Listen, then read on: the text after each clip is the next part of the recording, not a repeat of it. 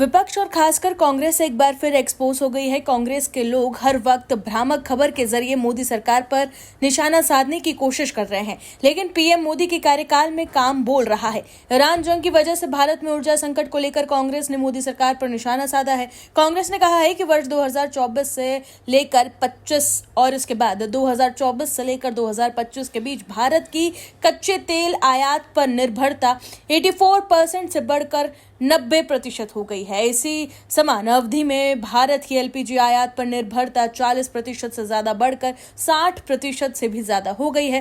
कांग्रेस ने प्रधानमंत्री मोदी पर निशाना साधते हुए ये भी कहा है कि ये सब तब हुआ जब आत्मनिर्भरता का मंत्र दिया जा रहा था। वहीं पीएम नरेंद्र मोदी ने कहा है कि देश में इथेनॉल का उत्पादन बढ़ने से कच्चे तेल के आयात पर निर्भरता कम हुई है और विदेशी मुद्रा की भारी बचत हुई है। उन्होंने ये भी कहा कि देश में इथेनॉल का उत्पादन नहीं बढ़ता और पेट्रोल में उसकी ब्लेंडिंग नहीं बढ़ती तो सालाना 4 करोड़ बैरल अतिरिक्त कच्चे तेल विदेशों से मंगाना पड़ता।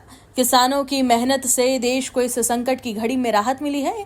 ईरान संकट के कारण दुनिया में कच्चे तेल की कीमत में भारी तेजी आई है। वहीं अब एक और खुलासे से कांग्रेस एक्सपोज हो गई है। क्या है खबर, बताते हैं आपको इस रिपोर्ट में। दर्शकों, कांग्रेस आईटी सेल की प्रमुख सुप्रिया श्रीनेत लगातार मोदी सरकार पर निशाना साध रही है, लेकिन एक बार फिर उनके दावों की हवा निकल गई है। दरअसल मिडिल ईस्ट में घमासान के बीच 24 मार्च को प्रधानमंत्री नरेंद्र मोदी और अमेरिकी राष्ट्रपति ट्रंप के बीच फोन पर बातचीत हुई थी। इस फोन कॉल को लेकर ऐसी खबरें सामने आई थी कि बातचीत में एलन मस्क भी मौजूद थे। इसको लेकर सुप्रिया श्रीनेत ने एक्स पर पोस्ट करते हुए लिखा है कि अमेरिका के राष्ट्रपति ट्रंप और भारत के प्रधानमंत्री मोदी के बीच एक महत्वपूर्ण कॉल में एलन मस्क जैसे बिजनेसमैन की क्या भूमिका थी।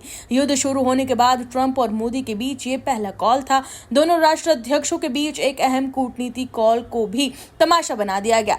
मस्क की इस कॉल में मौजूदगी का खुलासा न्यूयॉर्क टाइम्स ने किया है। मोदी सरकार ने देश को ये बात क्यों नहीं बताई, ये बड़ा सवाल पूछा गया। भारत की विदेश नीति में एलन मस्क की भूमिका क्या है, ये भी पूछा गया। साथ ही ये भी लिखा गया कि आज पाकिस्तान, अमेरिका और ईरान के बीच शांति दूत बना हुआ है। वहां के बड़े बड़े नेता पाकिस्तान आ रहे हैं, जबकि भारत की इतनी अहम मुद्दे में कोई भूमिका ही नहीं है। इसलिए मस्क जैसे एक अरबपति का उस कॉल पर होना ये बताता है कि अमेरिका भारत को कितनी गंभीरता से ले रहा है। इस युद्ध के बीच ट्रंप ने तमाम देश के नेताओं से बातचीत की, लेकिन किसी भी कॉल में बिजनेसमैन शामिल नहीं थे। सिर्फ पीएम मोदी हैं जिनके साथ ही ये सलूक किया गया।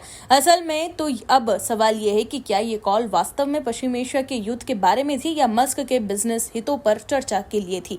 सुप्रिया श्रीनेत ने आगे ये भी लिखा कि कूटनीति, देश हित, पद की गरिमा, राष्ट्र की मर्यादा का तो माहौल बनाकर रख दिया गया है नरेंद्र मोदी ने।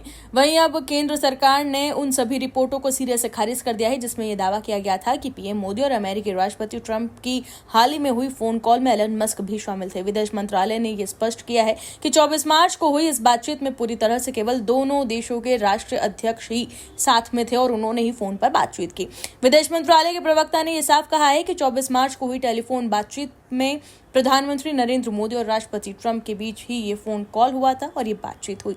जैसा कि पहले भी बताया जा चुका है, इस बातचीत में पश्चिम एशिया की स्थिति पर विचारों का आदान प्रदान हुआ। दरअसल अमेरिकी अखबार न्यूयॉर्क टाइम्स ने अज्ञात अधिकारियों के हवाले से दावा किया था कि पश्चिम एशिया के तनावपूर्ण माहौल के बीच हुई इस हाई लेवल कॉल में एलन मस्क भी मौजूद थे।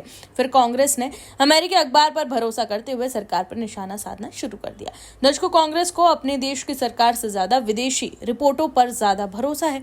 अक्सर कांग्रेस के लोग विदेशी रिपोर्ट्स के सहारे सरकार को घेरने की कोशिश करते हैं, लेकिन हर बार कांग्रेस का दाव उल्टा पड़ जाता है और इस बार भी यही हुआ। अगर इसी तरह कांग्रेस के प्रवक्ता कांग्रेस को बैकफुट पर लाते रहे तो पार्टी के लिए सत्ता में वापसी करना असंभव जैसा हो सकता है। और यही वजह है कि सुप्रिया श्रीनेत के पोस्ट पर रिप्लाई करते हुए एक यूजर ने लिखा है कि 2029 में कांग्रेस अब की बार 50 भी पार नहीं कर पाएगी। Bureau report, OMH news.